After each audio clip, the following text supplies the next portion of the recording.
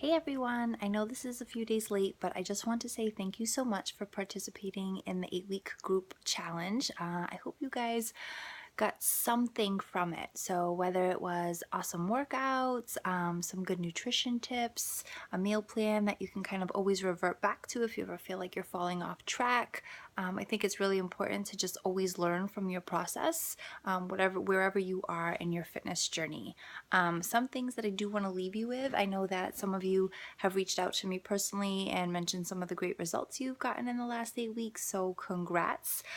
Going forward, how to maintain those results without feeling like you have to be 100% all the time. I know I've mentioned this before, and it truly is the hardest part, is finding that happy medium.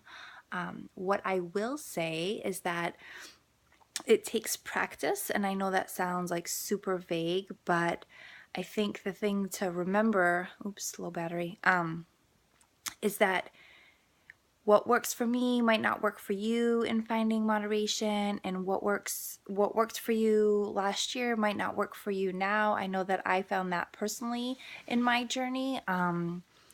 But I will share some things that have worked for me in different times of my life. For example, when I was being super strict and really like counted macros and tracked everything, and having one cheat meal a week really worked for me. I could look forward to it. Maybe it was takeout with my husband or a dinner date. Playing with when I did that cheat day was really important. So, for example, I love breakfast, and at first I really wanted my breakfast to be my cheat day, right? So, like on a Sunday morning, I wanted to go out for pancakes and bacon and all that stuff. However, what I noticed is when I did that, I was setting myself up for failure for the rest of the day.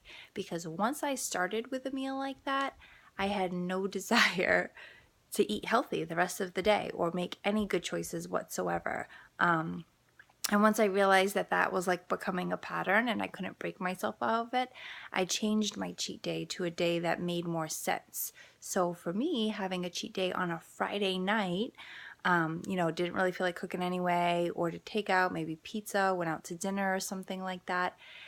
And I always, like at this time in my life when I was doing this, I used to train clients, and I think I taught like 3 group fitness classes on Saturdays. So having a cheat day on Friday and then getting up, getting right back into my routine, having a huge workout day planned helped keep me on track. And that was like perfect for me at that time. Now, I don't know if it's because my kids are older and they're eating the foods that we make and that we order.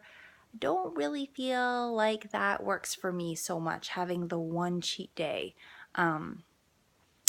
Now what works for me, and if you had asked me this a few years ago, I would say, hell no, I'm all or nothing, okay?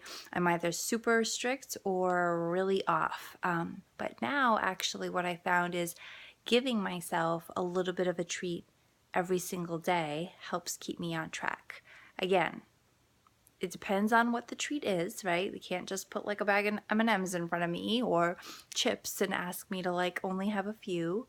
However, if I could have like a piece, maybe half a bar of dark chocolate with some like almonds or sea salt in it, I can have that and be okay just a little bit. As long as I am 100% on track the rest of the day and I have that little bit of sweet and salty, I'm okay. And I've been doing that every day. Like I give myself that little treat, and that has been able to kind of settle my sweet tooth down a little bit while still staying on track and getting results. So it really does take playing around. And when you're trying to find that happy medium, you might notice that the scale does fluctuate a little bit, right? Don't let that freak you out. I think that's super important. You kind of have to see that fluctuation to figure out what works for you. Maybe having Taco Tuesday works for you, but a burger with nachos and 3 beers leaves you feeling gross the next day. Like you kind of have to pay attention to what your body and how you're feeling in general. But try different things and try to like add little things in. Or, you know, another thing that I actually do during the summer is, specifically during the summer, of course you can do this all year long, but I have a couple of non-negotiables, okay? Like one really non-negotiable for me, and this is why I mentioned the summertime, is an iced latte. I love iced lattes in the summer. So I do kind of switch from my very plain, you know, almond milk, no sweetener, hot coffee in the winter to an iced latte in the summer. And I love them. And I'm not giving them up because I love them. I've changed my lattes. They originally were like whole milk lattes, then I switched them to skim milk, and now I do almond milk, and maybe I'll do a small instead of a medium. But in the end, I refuse to give that up. It's something that I really enjoy, and I have one every day. So I kind of switched my little sweet tooth to an iced latte.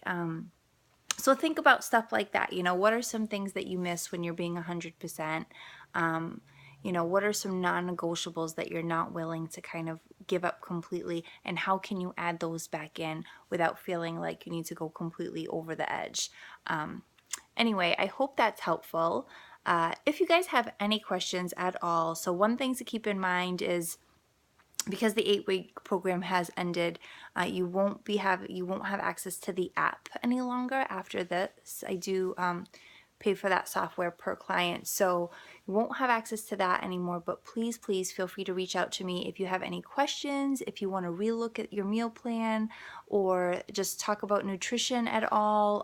I've got lots of other programs for clients who maybe just want to maintain. If you were looking for something, maybe, I know a couple of you have reached out to me about just training programs because you've really enjoyed the workouts, and that's absolutely something I do and have been doing for a lot of my clients, people who are really motivated to get to the gym on their own and really just need the guidance of what to do when they're there. I'm happy to put something together for you. So either way, I would love to continue to be a part of your fitness journey. Don't be afraid to reach out with any questions, and I hope we keep in touch. Bye. Have a good night.